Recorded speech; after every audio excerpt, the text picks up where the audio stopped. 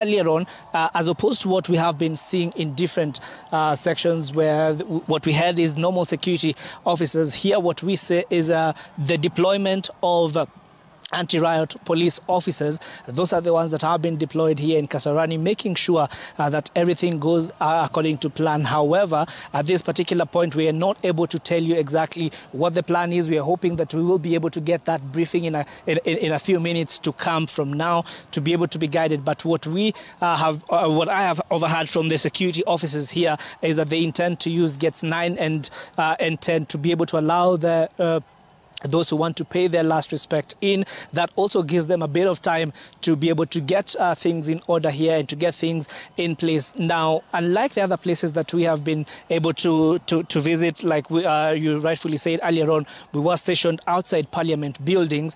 Here, what we have not been able to see is the deployment of NYS officers, but what we have here is administrative police, and we also have GSU officers themselves on patrol, making sure that everything goes according to plan. Now, the pictures that you are currently seeing on your screen, those are anti-riot police officers in full gear, ready to go. We've seen them with their shields and batons, just making sure that they prepare, unlike trying to avoid what has been the case that we saw earlier on at the Jomo Kenyatta International Airport, and also what we have been able to witness inside, outside the building, outside the Parliament buildings, where the security forces there have been overwhelmed. Now, what we are hearing from inside the Kasarani Stadium is we already can hear a number of people who are a crowd that is gathering. They're currently singing and chanting, but the officers here have not opened the gates so far, so they're still being kept at bay. But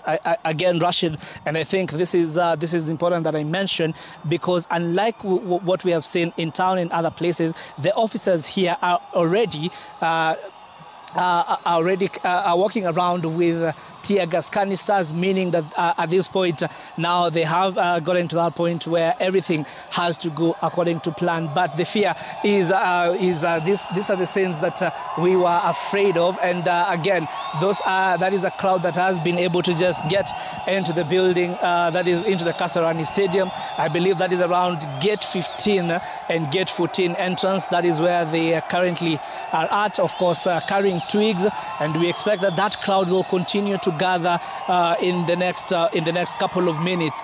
Now, this is a last-minute arrangement that has come out from what we've been able to understand. This is a last-minute effort, because you will remember that earlier on the viewing was supposed to happen in Parliament, in Parliament buildings, and of course the crowd that gathered at Jomo Kenyatta International Airport and outside Parliament, making that untenable. And just to share with you, the crowd that was there, as I reported on earlier on, were angered by the bringing out of those razor wires to try and use that to control the crowd for them. And they're saying all they want to do is they want an opportunity and a chance to be able to view the remains of former Prime Minister Raila Odinga. Now, if this is anything to go by, Rashid, we've just arrived here not more than 30 minutes ago, but you can already see there's a crowd that is slowly building, and we know in the next hour or so be the same. The number of people is likely to increase,